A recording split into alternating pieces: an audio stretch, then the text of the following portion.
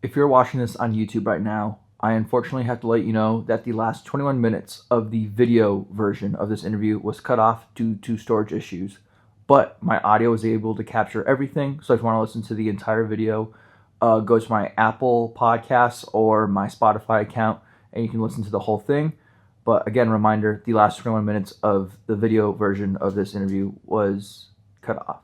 But hope you guys enjoyed the interview. Hope you guys enjoyed Ryan's story and how he came up to be a social media influencer. We've had some people that have been on Jubilee on our shows, and we come to figure out, they're not, those surrounded episodes are, when they all rush to the chairs. Yeah. It's not a free-for-all. Like, Really? They know who's going to sit in the chair.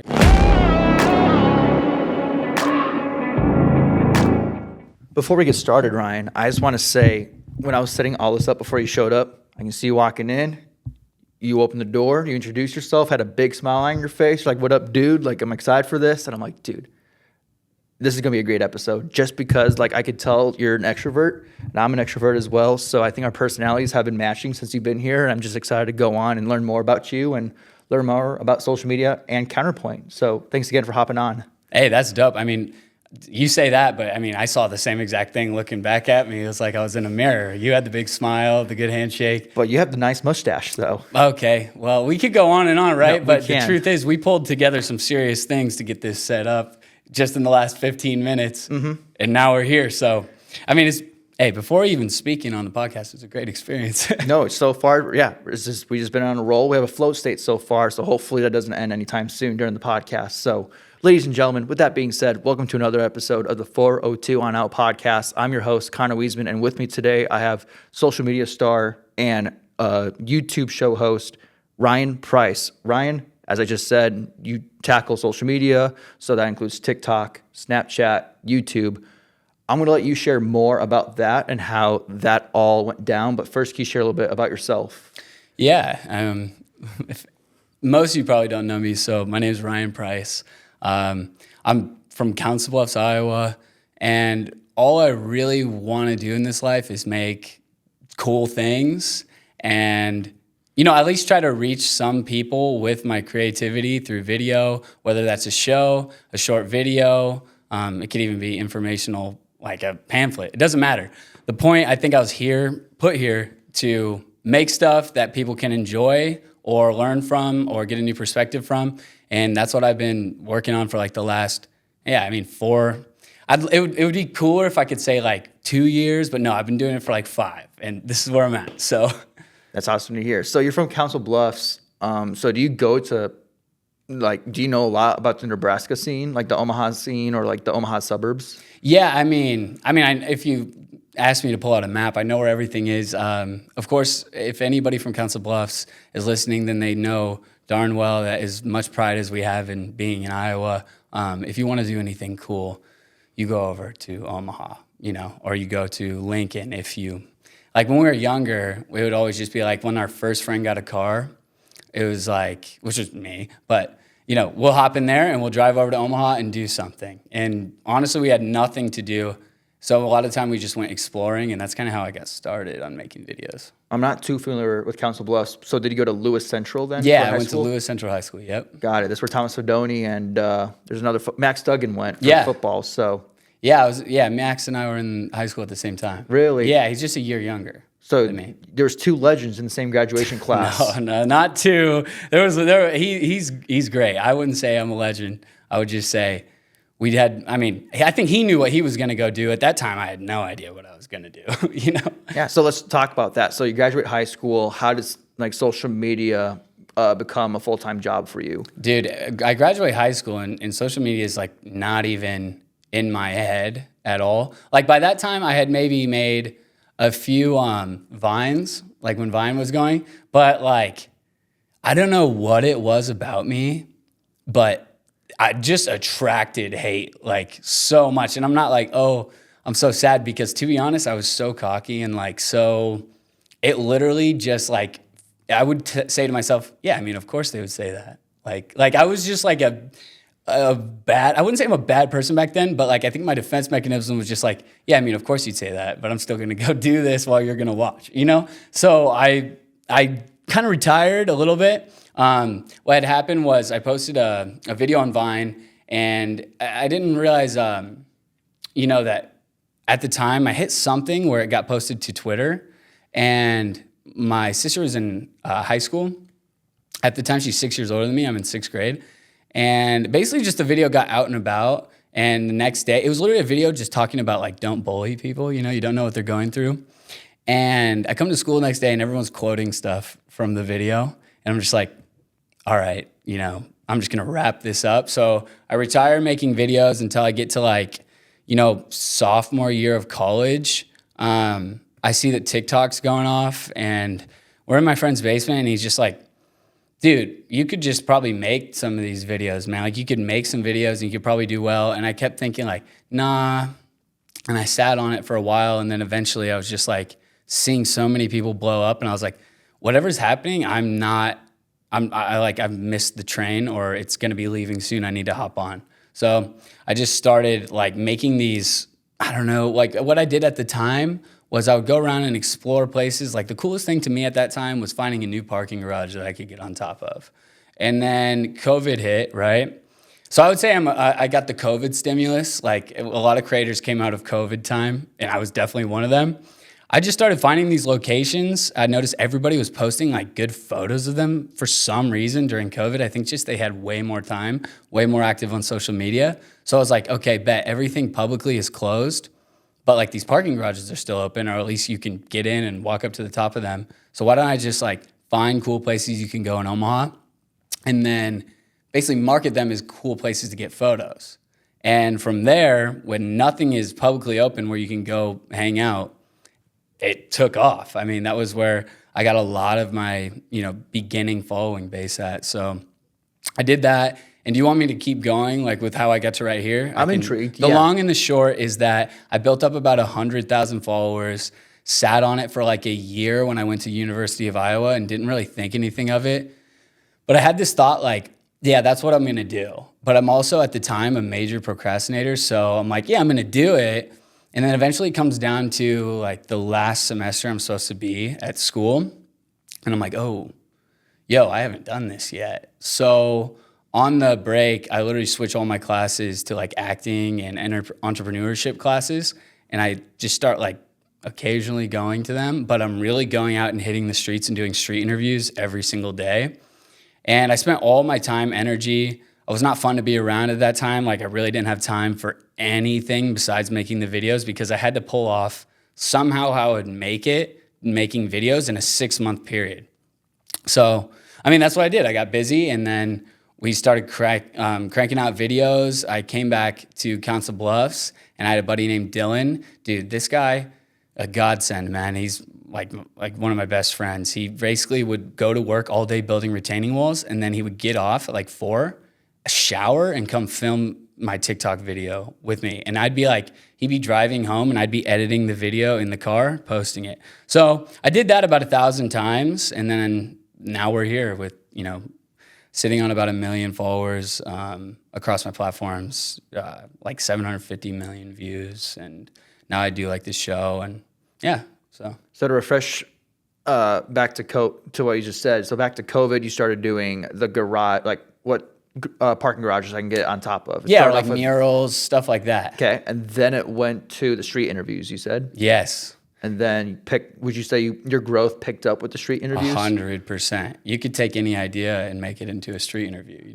So that's kind of like my favorite thing. So like, I don't know if you call it, like, are you familiar with Sneeko? Yeah. So like, that's a guy I disagree with a lot, but I do appreciate how he actually does real street interviews, or like he'll do like this thing called the Minute Podcast at some Subway in New York City. Just like this. Yeah, just Sat like up with a chair and some mics. Okay, so you are familiar with that. So like, what's the so you said you can just take a subject and ask anyone about that? Yeah. So like you go kind of deeper with that. Like what, was there like a certain topic where you kind of blew up like street interview wise that was like, oh, wow.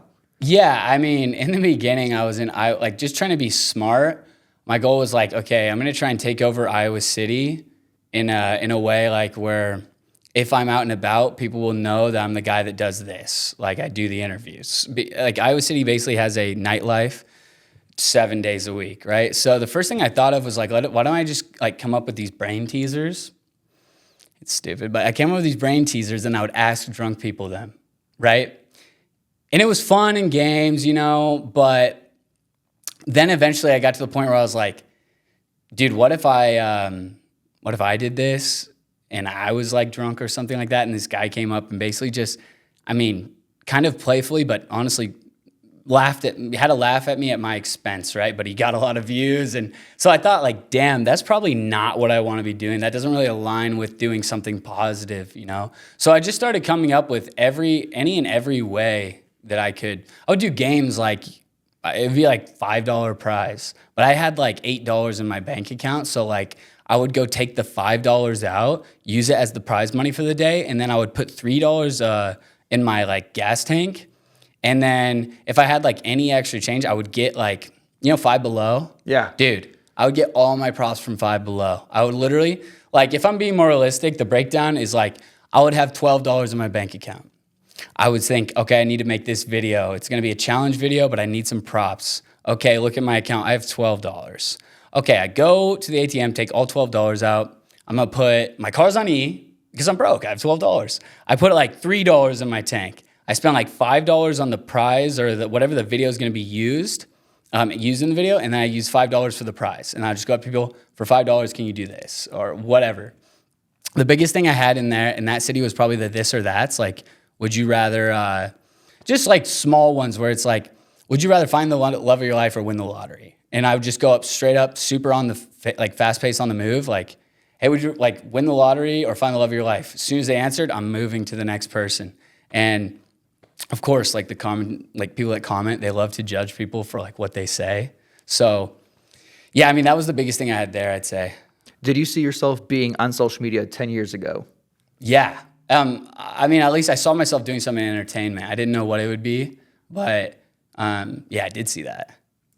And then what content creators or influencers did you watch growing up? And then you kind of like picked their brain. You're like, I want to be I don't want to be exactly like Logan Paul or Jake Paul, but I want to be similar to that. I want to take this idea from them and then use it for myself. Yeah, I think, all the great artists, they take inspiration from other great artists. I'm not a great artist. I'm just a guy that makes videos. But I'm not really a big content guy for learning. I strictly just use it for entertainment. But growing up, of course, I think everybody watched the Pauls, the Paul brothers. I think when I was in middle school, I watched this channel called like O2L, and I'm not interested in that kind of stuff anymore. But at the time I was like, it's really cool how these guys can just be whoever they want, like who they are. And all these people like just love them for it. And like, I remember that they would like make my day brighter. So those are, all in all, those are the people I kind of paid attention to. I like this guy, Jeff Nippert. He's like a lifting guy, like does it based by science and stuff. But more than anything lately, it's just anybody that I can tell is putting out something real, or if it's, fake and you can tell, like as in it's a marketable product, I like to pay attention to like kind of how they do it, Got it.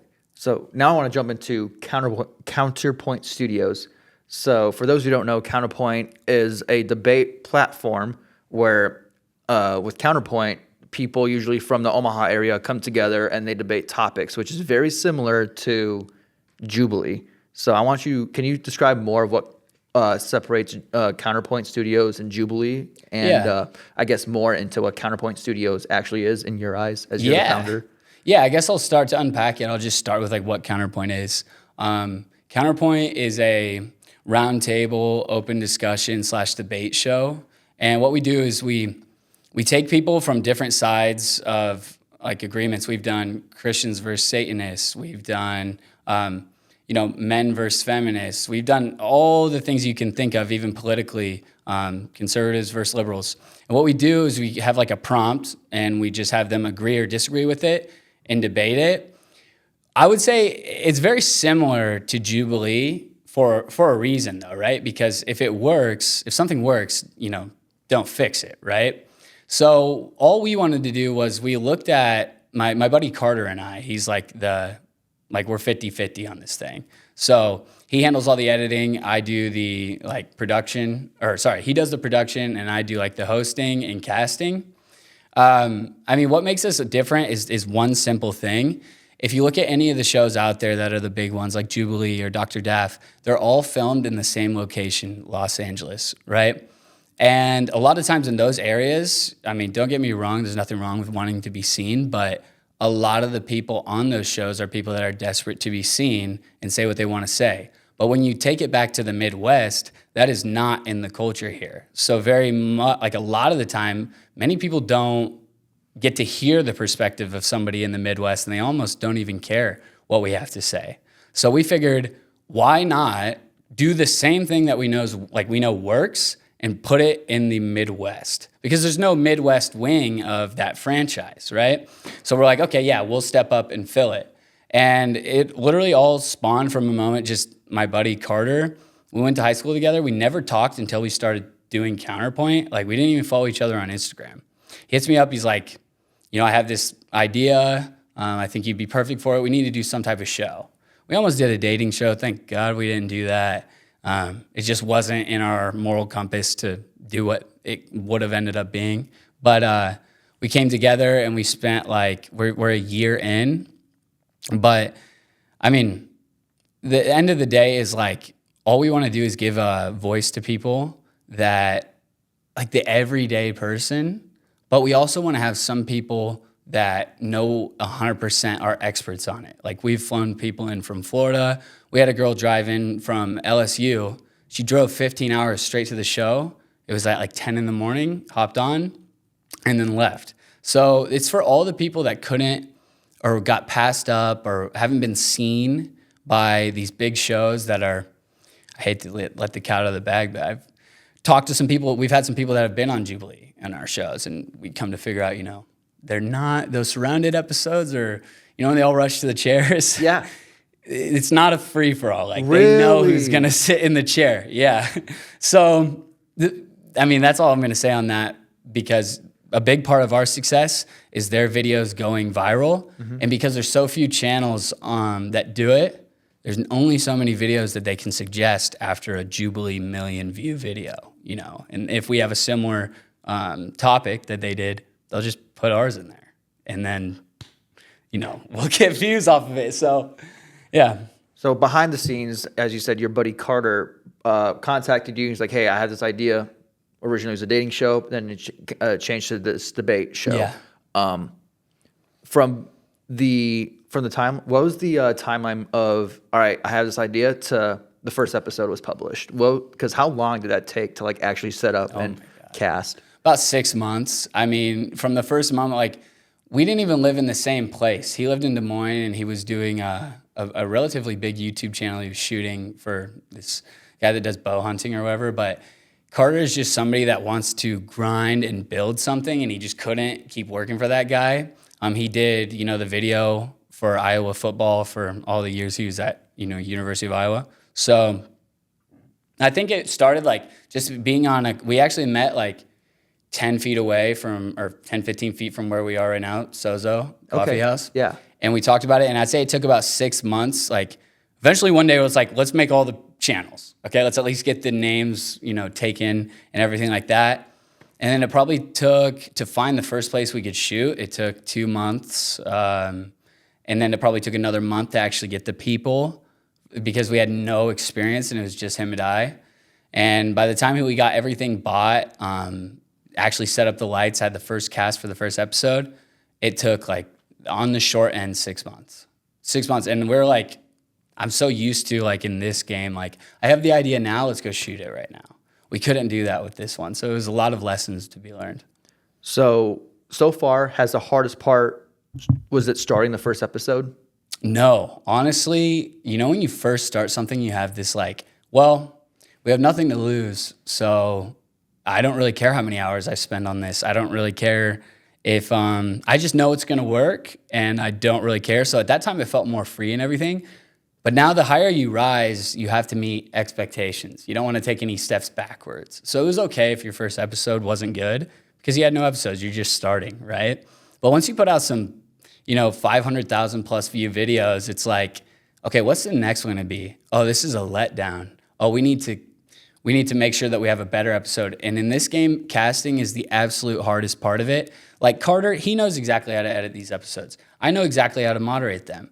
But I don't know how to convince all the time somebody to fly across the country to get on a show for free. Or, I mean, some people we've paid, right? But because they, like, for travel expenses. But it's just, we have a limited pool. We only have like 750 people that want to be on the show. And you think that might be a lot, but wait till you send emails and then you realize like most of these people are not going to respond, right? So, because it sounded like a good idea when I saw it on my feed. I might want to be on the show, but now it's like, hey, do you want to be on the show? I don't know. I'd be the same way if I was in their shoes. So, got it. So let's talk about the casting part. So how does the casting thing go? I saw that you guys, do you guys have a website or something like that? Yeah, we do, but it really just started in the beginning with like a link tree, and we set up a Tally is the name of the system, and basically we set up a page where we had all of our episodes out there. You could click which ones you're interested in. What that honestly looks like on the back end, on the front end, right? It looks like we post videos to TikTok, Instagram, and the goal is to get people to sign up for the casting form. So when we cast an episode, we can go, these are the people that are interested in it.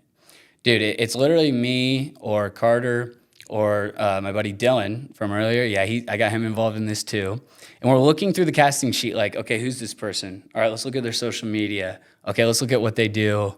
Would they be a good fit? And now we got to hit them up and be like, just get them to respond. So the casting thing is rigorous, man, especially when you have so many people that probably weren't ever thinking that they were going to get called to be on the show. And now you have to mix all of their schedules. And it's gotten to a point where like we tried to start like, hey, could you make it this day? That never works. If you're trying to set something up with a lot of people, you just have to say, this is the date we're doing it.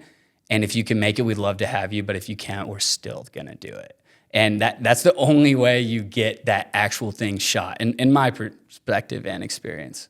That's actually good. That helps me out. So yeah, you just have to let them know, like, this is when we're doing it. There's a lot of people that want to do this. We'd love to have you, but we can't wait. So speaking about how a lot of people want to do this, do you decline a lot? So the thing is, we don't 100% decline people because it's not like they're like, I mean, technically, yeah. I mean, if we've probably declined like 500 people. If you think about the decline process is just, we don't hit them up, you know? Some people have hit us up like, hey, let us get on the episode. No matter who you are, it doesn't matter if you're famous, like, it doesn't matter what your following is. We send our mini chat on Instagram sends you the same thing. Would you like to fill out the casting form? And then when we get to that episode, if we see you on there, we'll choose you. You know, it's very like, because at the same time, we want to have everyday people on the show. So it's the same for whether you have a following or if you are just somebody that wants to come say something. Now, of course, there's like a little bit of you get a boost if you are like knowledgeable and that's your brand is being knowledgeable on the topic. But yeah, that's our casting. You just literally follow our Instagram and you immediately get a mini chat message from our bot being like, would you like to be on an episode, blah, blah, blah. Reply, yes, please, and we'll send you the casting link. That's probably easier for both sides, for the 100%. hosts and the owners, and then the people that start following the account and then get the bot message. So exactly. Good to know. I think I got that actually a couple of days ago when I followed Counterpoint. Now you bring that up. Yeah, if you ever want to have somebody on anything you're doing, especially for something like this, you have to make it literally easy as possible, and you have to explain it. Like, you can't assume anything is just common knowledge. Like, if it's like, I want you to wear a camo hoodie and some pants, like, you have to say that. You know what I mean? Like, and that's a terrible example, but you have to actually spell it out. Yeah, to be clear. Because they're at the mercy of your guidance, right? So you can only get what you tell them. Got it. And then, so it's you, Dylan, Carter. Is that it? Is it just No. you three? It did start as Carter and I for, I think, 3-4 episodes, but we run 3 cameras recording, and then at the same time we have 1 or 2 photographers taking professional photos of everybody on the panels, so we can send them out when the release of the episode comes and people post the photos. So it acts as like a promotional thing. Right now it's me, my buddy Carter. We started it. We're 50-50 on it. And then I have another really good buddy of mine, Rob, who has helped out with a lot of my TikToks and other stuff like that. He's on camera like left, And then Dylan's on camera right, and they're getting the close-up shots for like the YouTube Shorts and the switches, when it comes to a close-up frame on somebody. And then we have Josh. He's taking photos of everybody behind the scenes. Time and time, again, we have more people come to take photos or somebody to fill in if somebody has to miss like shooting. But the best thing about my life is I have amazing friends. I can't like say enough. I have friends 15, 20, not 20 year, but I have like 15-year friends, multiple, that will just pull up and, hey, like, Ryan, I know you're going to do this thing. I just want to see you do it. So let me help you out. Like, yeah. Let's talk about marketing. So you said you had your buddy Robert help you out with like that kind of stuff too. So do you also partake in using CapCut or Adobe, making some short form clips and then posting that too? Yeah. So, Rob just does the camera, but Okay. Carter is the main editor and stuff. He's also the director, like of filming it and everything. For Counterpoint, every now and then I've edited a few things, but really we have systems in place. Now, in the beginning, I was editing a decent, like a little bit of short form stuff, but really Carter's our editor. And now we have systems set in place where, like, when we shoot an episode, we're going to send it to somebody to get a rough cut done of it. And then Carter will do everything else. And then we have for short form the same thing. Like, we have people that are going to take all of our episodes and make 15 reels out of it. So not much editing for me anymore, but I've probably edited over 2,500 videos on CapCut. Do you feel like our attention span is getting shorter and shorter, like year by year? 1,000%. Yeah, of course. It's not really our faults though. It's our participation in the algorithm scene, right? Like, now. So would you say it's going to be harder for long form channels like my podcast, your debate show? Do you think it's going to be harder for those long form videos to be like watched from start to end?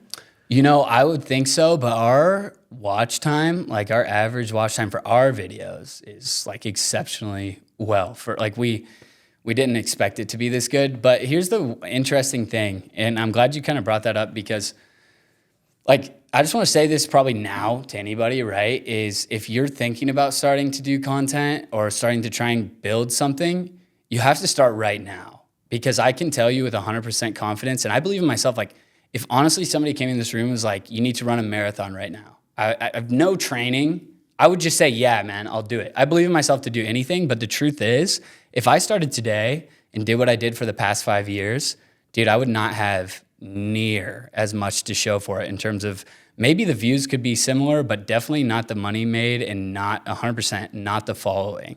If you notice, like, this, I just want to kind of get this across to people because this might be the most valuable thing I can say is when I first started posting videos in like 2020, if you got 1 million views on TikTok, you would net about 10,000 followers. By 2023, I would get 1 million views on a video and I might net 200 followers. And then you go into now and you look at something like Beast Games Season 2. Over 50 million people watched that in the first week of it being out. The highest followed person from that show is like 50,000 followers. Like, you converted 50,000 out of 50 million. I know it's more than 50 million watch it now, but it's like people aren't following the way they used to. And now when it comes to long form content, it's interesting because I think people are going to start watching long form content more. For the simple fact of everybody knows you can go on any app and they've all adopted that For You algorithm. As someone that up until recently only did short form stuff, it's way easier to do short form than long form. So there's so many people doing it. But a lot of time when people find something that they like and they know they're going to be on their phone for X amount of time, even if it's just the guy at work, opening YouTube, and maybe he doesn't have YouTube Premium, so he's got to leave it open in his pocket, but he has the headphone in. He wants something that he can listen to for a long time. So like a podcast. If I see your episodes 2.5 hours ago, bet. I know I'm going to be entertained for the next 2.5 hours, and I don't have to physically hold my phone and scroll. I'm doing something, and I want to listen to something. If people really like what you're doing, they start going like, thank God I don't have to scroll anymore. I know when this guy's video pops up, it's going to entertain me for this window of time. So I think it's going to become like a lot of the like has and has nots when it comes to long form content, but I think it's something that people are really wanting because they're getting desensitized by every platform adopting that For You algorithm. So let's stay with the long form category still. So YouTube, yes, there's YouTube Shorts. But I want to stay on like just the regular long YouTube videos. So your YouTube videos are over an hour long. What are the biggest challenges with running your YouTube channel? I mean, I would say a lot of it, I hate to say this, but we just got it locked down to such a good system that we know what's going to work. Like in the sense of, if you imagine somebody like starting a YouTube channel, there's a lot of things you don't know. But what we did before we even started the channel was figured out exactly how it was going to work. And luckily it ended up working that way. But I'd say the biggest challenge is continuously, like anybody, feeding the beast, right? You have to keep putting out the content. And for our show, it'd be one thing if we could just text people in one day, start the show, have it shot, and edit it in a day, and we could just post. But unfortunately, it takes like 2 weeks to cast the episode. Once we shoot it, that's a full day. Once we get it out to the editing, that's like a week. So it's really about the amount of effort it takes to make one episode. If we can start knocking down as we make more money, we can start eliminating our, like, him and I having to do these things, that will solve most of our problems. It's really just getting the people on the show. That's our hardest thing, is the casting. So how do you select topics or prompts? I mean, first, shout out ChatGPT, you know, like we go, hey, like what are the most like, well, actually, honestly, it comes from studying Jubilees. Like if that was the first thing we did, we were like, what is the top performing episodes of Jubilee? They're evergreen. Like Christians versus Satanists or Christians versus atheists, anything religion or politics related is going to be evergreen because those are still going to be around. Can you define evergreen real quick? What does that mean? Yeah, just something that no matter where, what point in history you're at, if this video, you know, this might be evergreen because if somebody likes me, they'll see it in 10 years and it's still me, versus where it's like with Christians and atheists, there's always going to be Christians and there's always going to be atheists. And it's a debate that is pretty much the same thing every time. So no matter how many years go by, it's still applicable to the genre. Got it. Thank you for explaining that. Yeah. And then can you continue on with where were we at? Yeah, how you pick the topics and all that. Yeah, I kind of stopped you. I mean, personally, like we try to build a well-rounded. So we'll do a religion episode, we'll do a politics episode, we'll do something like we just did single men versus single women. We had no idea what I was going to do. I think it's up to like 160,000 views. We posted it the day before Valentine's Day. So there's like a little marketing into that, you know, but like, and then we'll do something for like culture, basically, which would be like dating, or we did gym goers versus body acceptance. That's like a culture thing. And we try to round it out of like, what are the most people talking about? And how can we keep in mind that it takes like 3 weeks to get an episode out? How can we make that video around the time where it's actually hot and get it out on time? If we can't get it out on time, then we're going to stick to something evergreen. And it's pretty simple. I mean, just think about the things you've argued with people about. I mean, you could hold that person could have done anything in their life, but they stood there and argued with you. And you could have done anything in your life, but you stood there and argued with them. So those are very powerful things, especially for getting people to tune in and watch. Because when you're saying something, if we debate right now, there's going to be 50% of people that watch this and go, I totally agree with that. Ryan's a terrible person for thinking the other thing. And there's going to be the other 50 that think that about you. And the more you get one over on me, there's like, yeah. And the more I get one over on you, my side's like, yeah. So it's just something where it's like, I don't know. It's like watching your favorite sports team. Yes, it's the same thing. But I will say it is interesting because, you know, we want to make this like so people can hear the other side. The biggest thing about Counterpoint is that we're in a world where everybody is assuming that the people that aren't like them are terrible people, or they're dumb, or they're not right? And when you just assume stuff about people, it makes you paint like a very bad picture of them. Like we assume the worst as humans a lot of times. Some people assume the best. I like to assume the best. It's easier. But when it comes to this space where people are arguing, people assume the worst. So what we want to do is at least put out everybody's dialogue so nobody can be like, oh, I didn't know that person that doesn't politically agree with me is actually just a real human being and probably just believes what they believe as much as I do because of what they were introduced to. At the same time, I was introduced to something else, and they're just like me. Like that's what we're trying to get out there, is people to see where if we're more divided than ever, it's oftentimes because of lack of information or the ability to, like, people to understand what the other side are saying. So what we want to do is put it all out on the table and say, hey, we're not trying to say this is anything. This is just what these people think. And I had to get that out there. So I appreciate you. So the biggest thing I've noticed when I watch Counterpoint and Jubilee, they don't have their host on camera, specifically the surrounded topics or the surrounded episodes. Whereas you are the host and the owner, and you're in the smack dab middle. Here's this side, there's that side, and then there's you, the moderator, on camera, asking the prompts and then following up with that as well. My question with that is, what's your process for moderating debates to keep them civil yet intense? Yeah, so I set the tone like pretty early when people come in. We set them all down, and I say, we're encouraging you guys to say whatever it is you want to say, and don't hold back because you think you're gonna hurt anybody's feelings. We're all adults here, so at the same time, everybody know that nothing's personal, right? But if you do personally attack somebody, like say something regards to their appearance or whatever, you know what I mean? Well, we're just gonna kick you out, and it probably wouldn't be great because, that's lower than where we're trying to be. So I let them know right away, like, if you go crazy or crash out, and it's not funny, no, I'm joking, but if you crash out, you're gonna be gone, right? And that would be a waste of your time and mine. So let's just keep this respectful, but also at the same time, you need to say exactly what you think with your chest, because no one's here to watch people dance around this debate.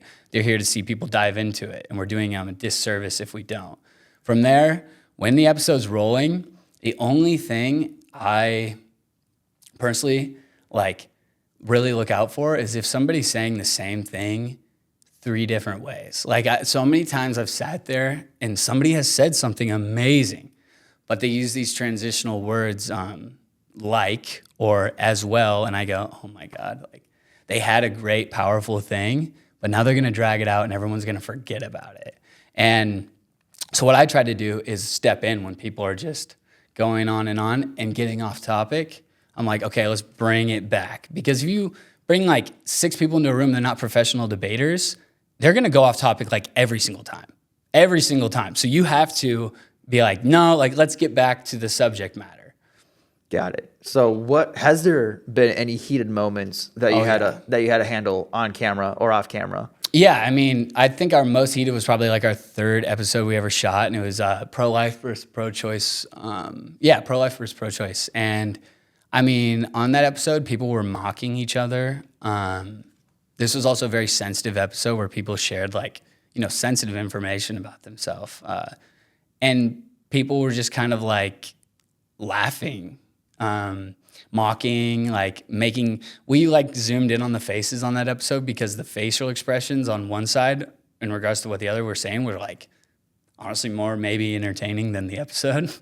But at a certain point, they would all huddle up after between prompts, and I could tell they're strategizing to go to the next, try to do the next got you or whatever to somebody. And I'm like, yo, this isn't as serious as you guys are thinking it is. I just want you to know you guys are on camera, and if I were you, I would just suggest that you don't let it get the better of you, because it's probably what everybody wants to see. And I'm saying this to you knowing that the more you get angry, the better the video is going to do. But to be honest, do you want to be seen like that?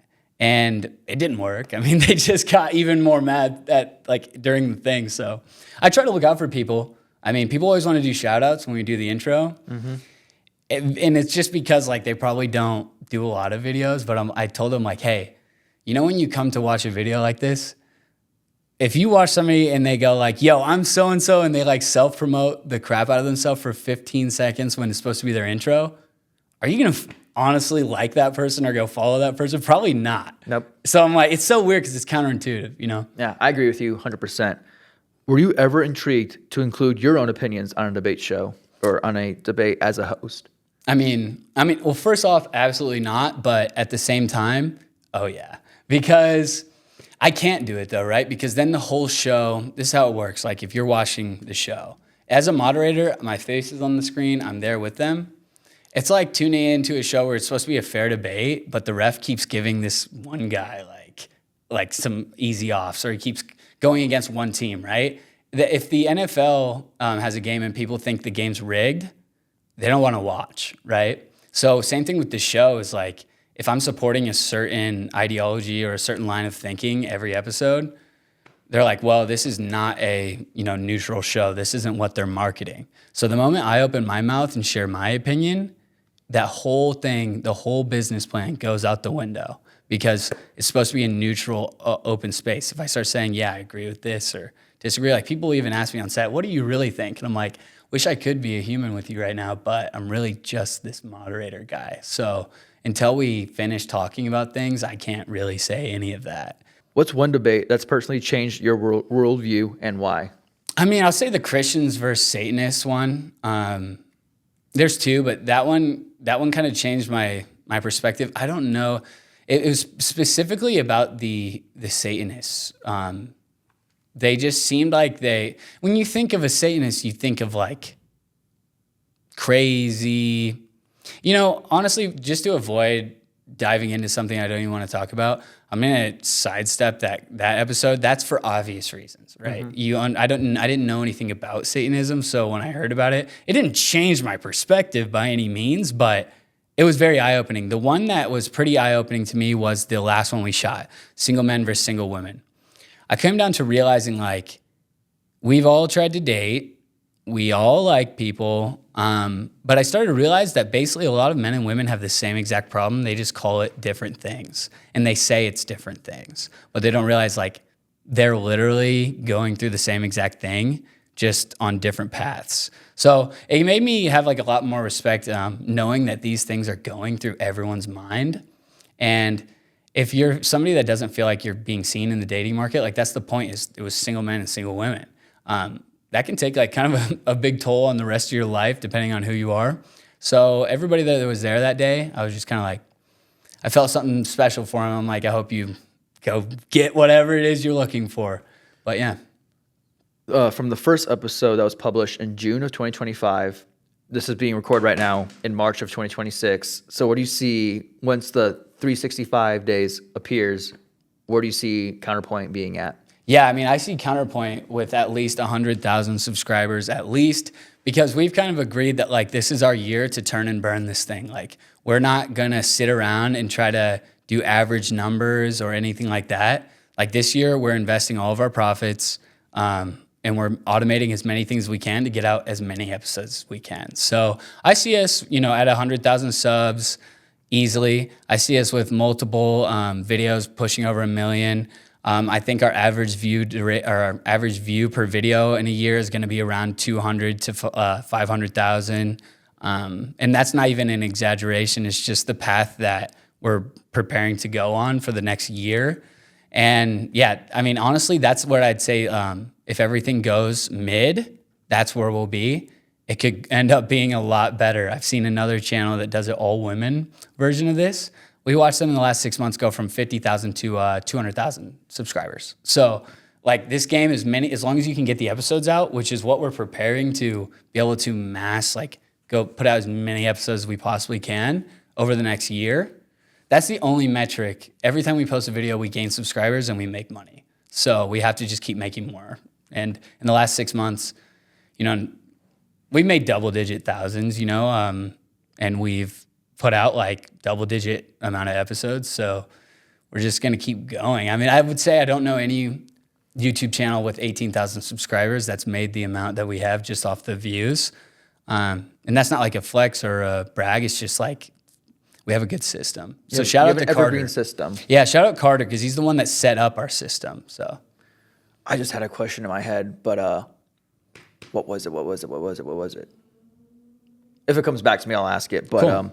So with social media, how do you stay motivated with that? Like what you brought up earlier in the beginning of the episode, how it's like one episode could do tremendous and the next one needs to be better. And then you get demotivated because the next episode bombs. Yeah. I mean, I'll just say if you really want to do this, the word motivation can't even exist in your mind. Like you're never going to be motivated to do this every day. Like I think it's a fairy tale in my experience. I've made, in my career, I've done years where I made like 300 videos in 365 days. And every day it was literally run and gun, like go to work or go to school, whatever it is, get off, make the video and post. And I would say 250 of those days I didn't want to do it, right? But if I didn't, I would have nothing. So I would just say this is the way recently that I've started looking at it, and specifically in regards to YouTube, right? I look at it as digital real estate, because once you get monetized on YouTube, all of your videos now become like digital properties that pay you rent to watch your videos every month. So if you have a catalog of 10 videos and they're getting 2,000 views a day each, you're getting 20,000 views on your channel a day. Depending on your CPM, like if it's a $10 one, you're getting $200 a day. And you're not doing anything. You already made the videos and you posted them. So let's imagine that you have 200,000 views coming in a day, and you get $10 for every 1,000 views. And keep in mind, these are all posted. Like they're going and they're getting the views. You're making a lot more money every day and a lot more every month. So when it comes to what people think of what you're making, if you put your heart into it and you know that this is what you're trying to make, it doesn't so much matter what people think, but you do have to make it so they can digest it. And if you want to be successful, it just depends. Do you want to be a guy that makes money from this, or do you want to be a guy that shares everything that he wants and does it all the same way? Because a lot of the times, if you want to be successful, it has to be a mix of both in order to keep you happy and the algorithm's happy. My last question with Counterpoint was, do you have the whole year planned out? No, we don't. We don't even like, at times we'll have like 2 months planned out. At times we'll have 2 weeks planned out. It just depends because there's a lot of moving variables, and the show, we come up with a new idea to implement to the show to make it better every couple weeks. Like every time we shoot, we're literally being like, okay, this is what went good. This could go good. We could make this better. So we don't plan super far ahead. We just know we're going to be making episodes. Got it. Now I want to jump into your Snapchat career. Okay. So you're Snapchat famous, and I just want to learn. I heard from like some influencers went on like I think it was like some conference thing that happened like years ago. And I think I want to say Tabitha Swatosh said, the reason why you see celebrities posting like 20 snaps on their story a day is because Snapchat pays the best. The more you post on Snapchat on your spotlight, or just like your regular story, the more they pay you. Have you experienced that as well? Yeah, I mean, so even back then, probably when you're talking about it, dude, when all these programs did these pushes when they started releasing the... You see, yeah, I have Sharpie all over my hands from clearing my questions, but it is what it is. It's a battle. But, yeah, so another thing behind the scene is like all these platforms, like TikTok came out the gate and made the For You page type thing, right? Mm-hmm. Then all these other platforms started doing it too. Well, during that time when those other platforms started doing it, like Snapchat, Facebook, X, they were literally paying creators just to post on their platform. So I was involved in a program where you could post up to 60 spotlights a month, and you get paid $50 for each one you do. That could be, yo, what up? I'm on the 402 on Out podcast. That's 50, and I click post, that's $50. And I could do that 60 more times if I really wanted to. I could take a video of this on set, click post, that's another $50, right? So people were very incentivized to post a lot. And that was one way you can make money, is through a program like that. That only lasted like 3 months. But what I did at that time was, there was this thing where they're giving out $1 million a day for the top videos on the platform within a 48-hour window. $1 million a day? Snapchat, yeah, you can look it up. Snapchat, when they released the Spotlight program, they're giving $1 million out a day to the creators with the highest performing videos on the platform. So, I mean, I can show you in a little bit, but like I think on TikTok, if I got 1 million views, like $200. I got like $2,000 for 1 million views on Snapchat, And that's just with the Spotlight thing. But that story thing you're talking about, the movie length stories. Yes, very familiar with that. It's kind of deadly because of this. If you make a YouTube video, you're getting paid per 1,000 views a certain amount, right? But you only have one video. But if you upload 200 snaps to the stories, and I watch like all 200, that's not one view for you, that's 200 views for you. So everyone that watches all of your snaps get combined, and however many views you had in that 24-hour window gets cut into a certain CPM. So it's a low CPM compared to a YouTube video, but like I said, it's like posting 200 or like, let's just go 50 YouTube videos inside one video, and they all have their own ability to make money and add together for the total CPM. So for those that are listening, can you just briefly describe what CPM means? Yeah, well, I think it just means cost per million, but what it basically is like on an hour-long YouTube video, you're gonna get a CPM, which is like how much you get paid per 1,000 views. So on an hour-long video, yours could be from $10 to $20. And say you get 10,000 views, you're gonna take 10, because there's 10,000s, right? And you're gonna times that by 20. And that's how much you'll get paid for those views. If you have 1,000 views and you're making $3, the CPM is $3, you're gonna get paid $3. So it's basically just when you see a creator's views, like if it's like a 10-minute video, you're probably getting like $2 to, I could be wrong, depends what type of content you do, but you could be getting like $2 to $5 CPM. So like the Jake Paul vlogs or the David Dobrik vlogs, like they're very short, but they got so many views that it kind of made up for it. But say those videos were all an hour, their amount of money they made from that would be like at least 5 to 10x, just because of the longer video. Got it. Thanks for clarifying that and yeah. talking about that. So do you post constantly still on Snapchat? No. Now, ever since I started Counterpoint, I kind of shut off everything in terms of, like, really all I do now on my short forms until we get Counterpoint in a place where I don't have to, like, work on it a lot. I just do brand deals. Like, I got my, I just recently, like, in the last 6 months got Snapchat verified, the Snap Star program. Mm-hmm. But the day I did, I got so many emails like, you want to promote this? But even more than that, I got hit up by so many people on Instagram DMs and then also an email. Hey, we're this agency that runs Snapchats, and what we basically want you to do is take a video of you reacting to, like, just making, this is a sad reaction, this is a funny reaction. What we're gonna do is take an hour of reaction videos, put a little bubble of your face in the bottom right corner, and we're gonna post that every day to your Snapchat story. We're just gonna make you so much money. But they obviously want some because they're doing it. Mm-hmm. But like, apparently it was a bigger thing than I thought. And I applied for it for 2 years in a row. I got the link from somebody at Snapchat where you could directly apply. I applied. You can only apply once every 6 months. So I applied 4 times. For 2 years straight, I applied for that. Got denied. It takes like 4 months to know if you got it or not.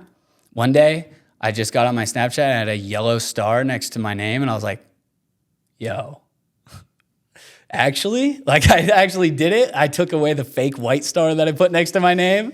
And I was like, let's get it, bro. Yeah, there's like a fake, like it's like a, if people want to look Snapchat verified. Yeah.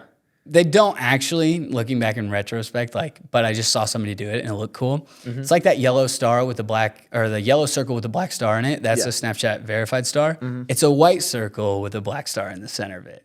And it maybe looks like it to some people. Got it. Okay. But I removed that the day I got the yellow one. So wonderful. So you get the yellow star. Do you start posting right away, or what happened from there? No, I just kind of thought, like, I mean, I'm just gonna post some stories and see what happens. Like, on average, I only have like 350,000 subs on Snap, but my average, story viewership is, I mean, I think like the highest I've ever gotten is like 40,000 views. Like, I just posted a picture, But if you do like longer ones that people wanna stay on, Snapchat will actually, as a Snap Star, they'll promote your story on the Spotlight feed.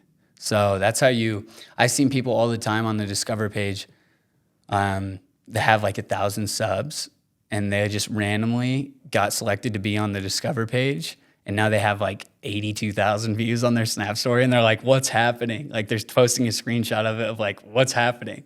So, like, you asked me about Snapchat, and I'll just keep it. The long and the short is Snapchat is the most giving platform that I've seen. All the in terms of giving you views for free, right? Every platform is getting harder and harder. If you did TikTok 2 years ago, it's way harder to get views now than it was then. And it's the same thing on Snapchat, but even so, I might post something to, Actually, I know that this is factual because to build a large sector of my following on Snapchat, I took all my best performing videos off TikTok and everything like that, and I uploaded them to Snapchat, and they got like, say they got like 1 million views on TikTok, they got like 5 million on Snapchat. So it's just like way more forgiving. And I'll be honest, it's because the bar is so much lower. Snapchat forever has been a quick, not putting a whole lot of effort into it thing. So the expectation when you get on the app is like, this is the type of content I'm going to see. But now that there's that spotlight feature and people are putting effort into it, you're getting a lot more bang for your buck versus where Instagram's super edited. So you have to either be doing nothing editing wise, or you have to be doing the most in order to make it somewhere on there. I kind of want to hop off topic with the Snapchat because you brought up how when you got your star, you kept getting these brand deals and emails and sponsorships. So have you accepted any of those when you got any of those emails? Yeah. Can you talk a little bit about that and how that goes? I mean, I'm in a literal so I'll just say like in this one, I'm in an NDA and it's like, you know, you're responsible for like up to like $500,000 of damages if you speak about it. It's crazy when you read it. You're like sweating. You're like checking like your drive, like making sure it's completely secure, like everything. But you will know what it is because the first video is posted on there. But yeah, I accepted that. I've been talking to them since I got verified, and now we just got the first of 6 videos posted. They're all made. It's just the schedule is like, it's one of the biggest creator agencies like in the United States so it's a big client, and then they're like the Nike of what they do, you know? So that's the first one, but I've also turned down a lot of them as well for like, cause they're not always the most savory things. Like I don't want to promote anything that isn't, like I don't want to post anything risque. There's kids that watch my stuff or could find my videos, and like, I don't think a kid should be on Snapchat anyway, but if they are, so I try to make I've got this offer. I can't say the name of it, but let's just say it's like talking to an AI, but it's like dirty. Okay. You know? Wow. Why would I want to promote that at a time where people aren't speaking enough in general? And now I'm going to promote this weird thing where like, who knows, a kid could get it and completely warp their worldview. So it's things like that where I'm like, yeah, I'm not going to do that. It doesn't even matter. Like I think, let's just say there was an app where you could take photos of your feet specifically. I can't name them because it's like slander, right? But there's an app like that, and they offered me the biggest amount of money like that I've ever been offered. And I was just like, and at the time I kind of needed it. I was like, no, dude, there's no amount of money you could get me to attach my face to. You're gonna to this. You're gonna have to AI me, but please do. I'll sue you. It's perfect. But yeah, there's a price, you know. So do you believe in like the selling your soul? How like do you think creators actually do that when they accept all the brand deals or? I mean, yeah. I mean, I think selling your soul. It's so many there's so many different ways to say that or what people think. Yeah. I think it's when you take pay for promoting something that you stand against, and I've never done that. Good. I've been tempted